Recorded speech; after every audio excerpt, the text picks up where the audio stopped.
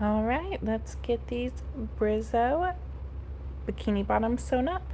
This is the high rise color block option. We're gonna start with our front top middle piece, which I believe is labeled front 3 on the pattern, and front 2, which is a little side piece. And my seam allowance here is only 3/8. I ended up changing this from the pre-tester version, which is what this is. So you'll have a little bit more wiggle room. I thought this one was a little bit too finicky. And so you'll have double the amount in this corner. So you won't take up the whole thing in the first seam allowance here. You'll have 3/8 inch after the seam allowance. So it's not quite as finicky for you as it will be for me on this sew up. Okay, now that we've sewn these two pieces, you can top stitch this seam right here if you would like. Or not, it's up to you, whatever you prefer the look of. So now we're gonna take our biggest piece, the front one piece, and sew the two pieces we just sewed up together to this one. And it's just one big diagonal line right here. And we're just going to match the corners and then pin the rest of the diagonal way. Make sure always pinning all these pieces, you're pinning so that the 3/8 seam allowance is what matches on the edge there. That way after you sew it up, you'll have a nice smooth transition along that curve. You always want to align at your seam allowance and not at the very edges.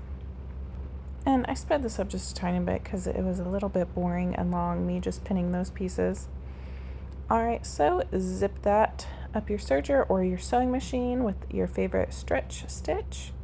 Again, you can top stitch this seam here if you want, if you like the look of that. If not, it's fine to just leave it. I'm just finger pressing here. I have nylon spandex here, which will burn with the iron. You can use a pressing cloth on a really light setting. I chose to just finger press for the video's sake. So now we're going to take our back piece. I'm doing the partially aligned option here. And with right sides together, we're going to align our back piece and our front piece at the crotch. So you have a nice little center notch.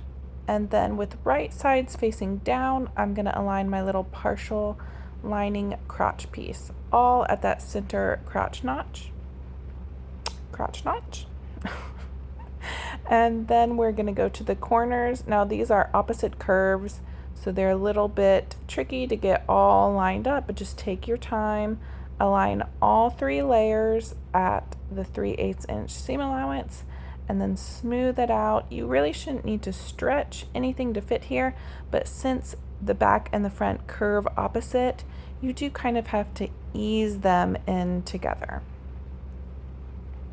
I'm doing a small youth size, so I really only need to pin at the corners. When I do an adult size, I usually add another pin in between my center and my side. This is just such a small size, I couldn't really fit any more pins. I'm gonna stitch this up, and now we're gonna open it up and flip this little crotch liner towards the front, and it should align perfectly with that little front piece right there. You can finish the top edge here that is on the left side of the screen right now. Personally, I don't like the feel of the serged edge, so I never finish mine. It's knit fabric, it won't fray. I like to just leave it nice and smooth, especially with like a nylon or, any kind of swim fabric is not gonna curl at all. So I never worry about it because I prefer the smooth edge. But if you want to finish that edge, you can.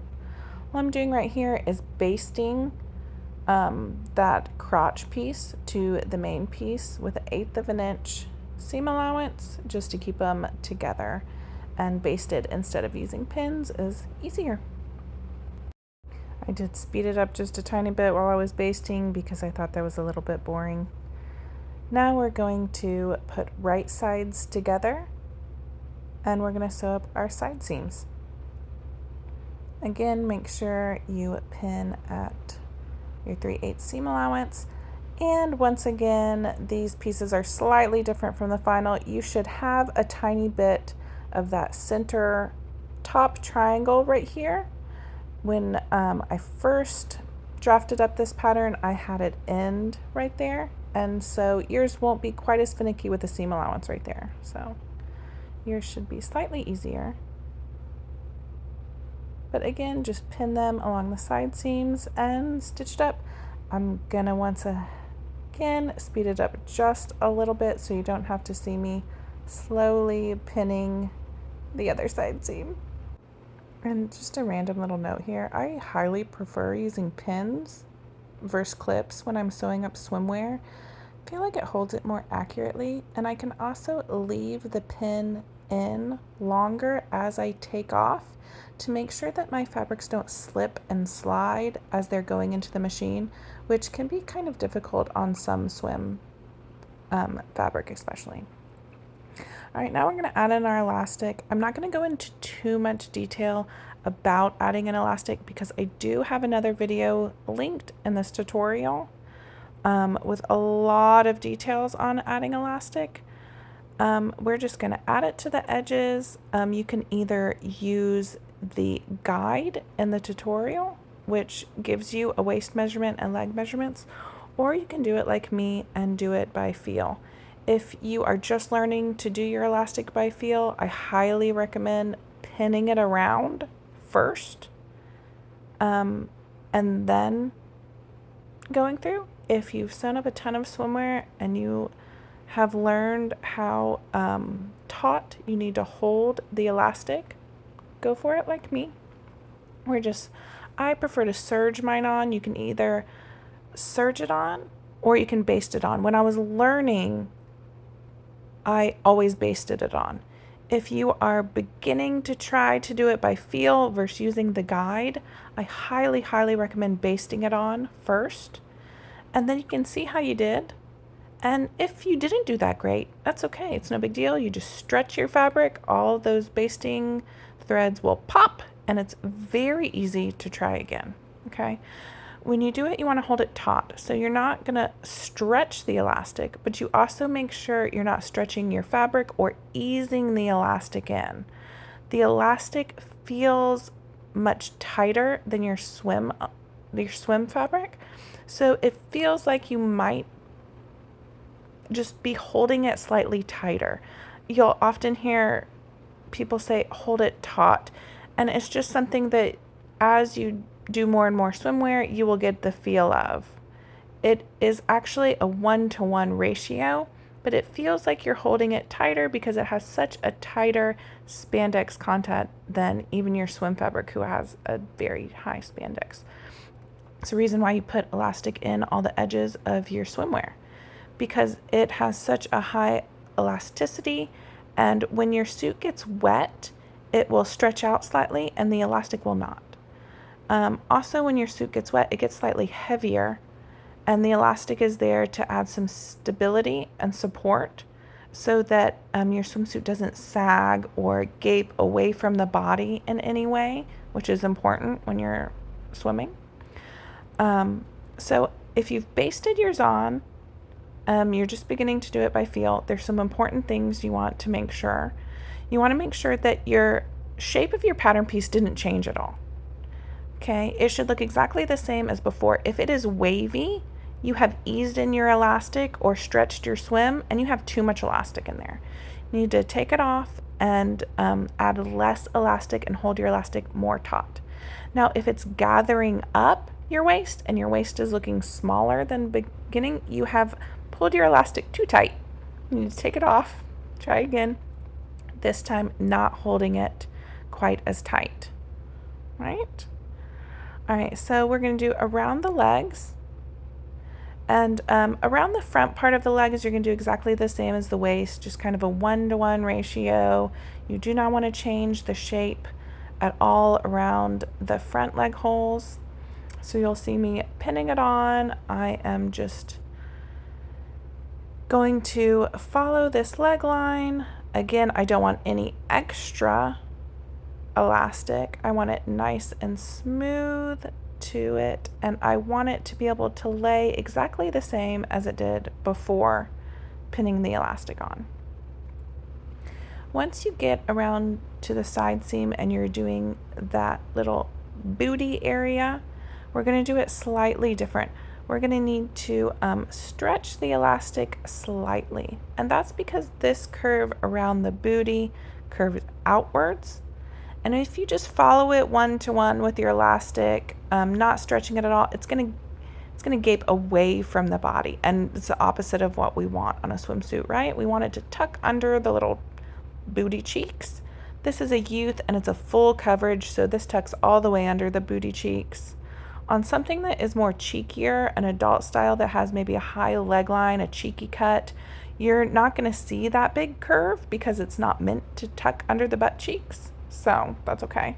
One way to do it by feeling instead of using the guide is you just kind of go in a straight diagonal line, ignoring that curve.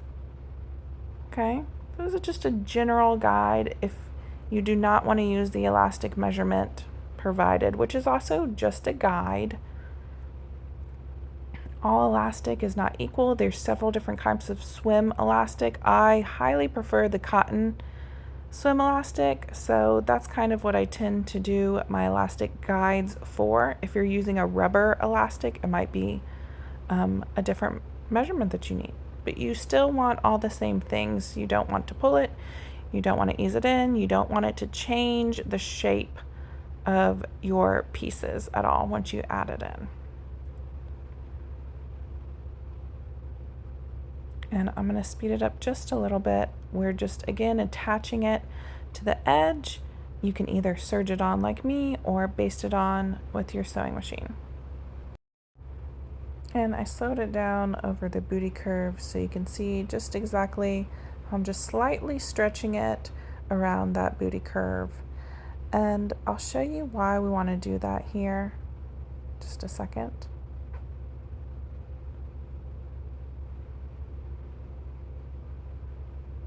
Okay, now here's what you want your swimsuit to look like.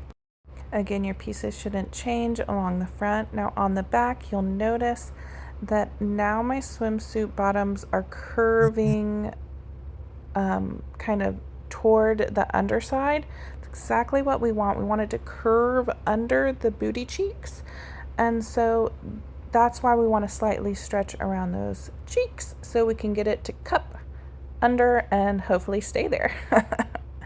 You might have some slight gathering around the back since we did stretch it, but that's okay. Once it's on the body and it stretches to fit the bottom, you will not be able to notice the gathering along the booty cheeks. Okay, so repeat on the other side.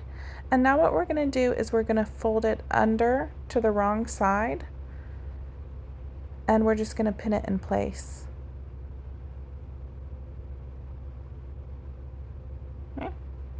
You want to make sure you kind of go front, back, side to side. I always recommend kind of jumping around your swimsuit as you pin. If you start on one side and travel around in a circle, kind of, in order, sometimes you might find yourself easing it in slightly or twisting it slightly. If you jump around, I think it's easier to make sure you're keeping it nice and flat the whole way around. And not to bore you, I'm just going to speed up the rest of the pinning. There we go. And now that we've pinned all of our elastic underneath, we're going to top stitch right along this edge here. You want to make sure and get it on the edge, not too close to the fold, or your elastic's going to want to flip. I actually highly prefer to use my sewing machine versus my cover stitch for swim. And this right here, the triple step zigzag, is my favorite stitch. It looks really nice from the front and the back. It's got a really, really high stretch, which is important for swim since it's such a tight fitting garment. You want to maintain all of that stretch, especially just getting on and off. You don't want to have to be careful about popping stitches. So this one right out of the machine is super stretchy, and I like the way it looks. It is a little bit slower moving since there's a triple step for each zigzag, than my cover stitch, but I just like the way it looks and feels and stretches, and so most of the time I use this over my cover stitch. And I am just going along making sure kind of the most left side of my stitch is on the most left side of that elastic. Again, you want it right on the edge of your elastic. And here I am around the booty curve. You want to make sure when you're stitching around this curve that you don't have any extra fabric to the right to the fold. If you do, see right here, you'll get kind of waviness that you're not going to like the way it looks. So you want to make sure it's nice and smooth. The first time you do this, you might feel like you need an extra hand, but after you practice a few times, it'll be second nature, kind of smoothing everything out. You have to stretch it a little bit as you stitch the booty, since we stretched it a little bit to attach the elastic. So you'll have your kind of your other hand in the back, adding the same amount of tension to the back as you are to the front. So it's kind of a lot of different hands doing different things, but after you try it a couple times, you'll get it down. It's a little challenging the first couple times you try. And there's that triple step zigzag that I love, right on the edge. All right, let's look at it nice and laid out. Again, your pieces should lay nice and flat, and the booty should curve towards the underside, just like that. After you're done top stitching, the booty should still curve to the inside. The rest of your pieces should look exactly the same. If it looks kind of misshapen after you top stitch, you need to find a different stitch length, different tension, so that it's not stretching out your final piece. We're all done. You have a beautiful swim bottom now. I hope you enjoyed sewing along with me, and I can't wait to see yours, so don't forget to share with us.